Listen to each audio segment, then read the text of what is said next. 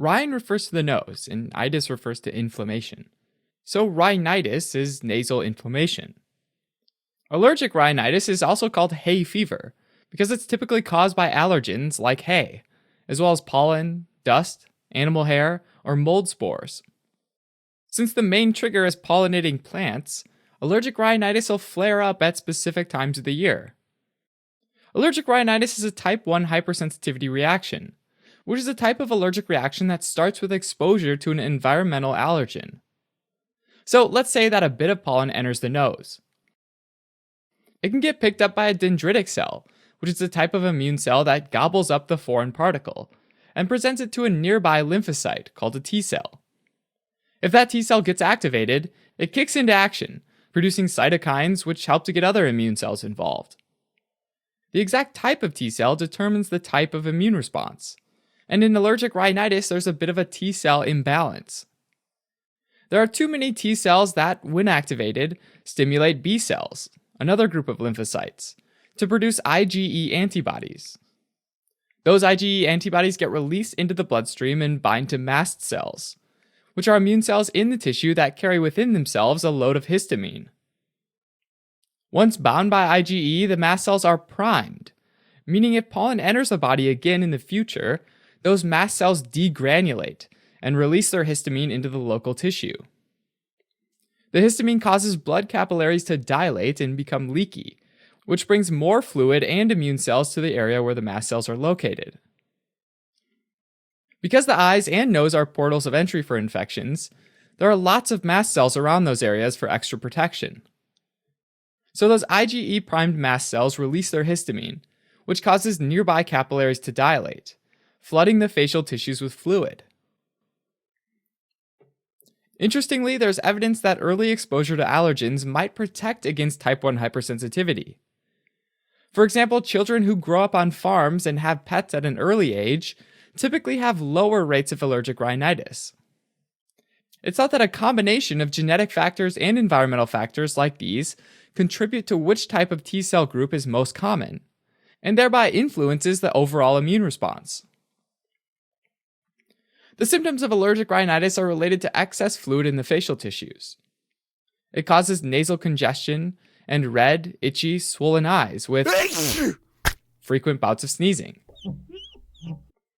Symptoms can start just minutes after exposure to allergens and can persist for weeks at a time, affecting the ability to concentrate and sleep, as well as attend work or school. The most common way to diagnose allergic rhinitis is through skin testing. One type is called the patch test, where allergens are applied to small patches and stuck onto the skin. If the skin under a particular patch becomes irritated, it suggests an allergy to that substance. Another type is called scratch testing, and it's when a small drop of allergen is placed on the skin and then pricked into the skin with a tool, again to see if there's evidence of an allergy like raised bumps or wheals, which is itchy red skin. These can test for a lot of allergens at once, but they can sometimes have low sensitivity as well as low specificity. In other words, sometimes a person might have no allergic reaction on the skin test, but have a localized allergic reaction affecting the nasal cavity and eyes. That's low sensitivity. Other times a person might have a skin reaction to something, even though they don't normally have symptoms when they encounter an allergen in their everyday life, and that would be low specificity. Typically, the best thing for allergic rhinitis is to simply avoid the triggering allergen if possible. If there are symptoms, antihistamine medications can be used to suppress the effect of mast cell degranulation. Nasal irrigation can flush out the sinuses, which reduces the congestive symptoms of allergic rhinitis. In some situations, it's also possible to rewire the body's immune response to an allergen by exposing it to micro doses and slowly ramping up to a full dose of the allergen. This gradually boosts tolerance to the allergen by reducing the immune system's tendency to produce IgE each time. Alright, as a quick recap. Allergic rhinitis is a type 1 hypersensitivity reaction which results in inflammation of the eyes and nose. Airborne allergens like pollen, dust, animal hair, or mold spores cause mast cells in the tissues to release histamine, causing the eyes and nose to get inflamed and watery.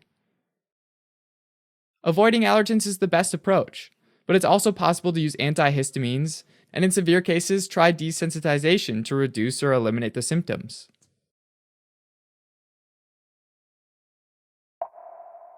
Hey guys, Vince here. I hope you found our video today on allergic rhinitis useful. If you'd like to do a deeper dive on this topic or other medically relevant topics, I encourage you to check out our website at osmosis.org. There you'll find other types of content like flashcards and quiz questions, but you'll also find resources that'll help you retain this information that you work so hard to learn in the first place. Tools based on things like the practice of spaced repetition. It's pretty cool and useful stuff. For the video today, the script was written by Fergus Baird, it was edited and given medical review by Risha Desai, Tanner Marshall performed the voiceover, and I created the illustrations. If you'd like to support more of these videos, I encourage you to like and share our videos on social media, subscribe to our channel on YouTube, or donate to us on Patreon. All right. Thanks a lot, guys. Bye.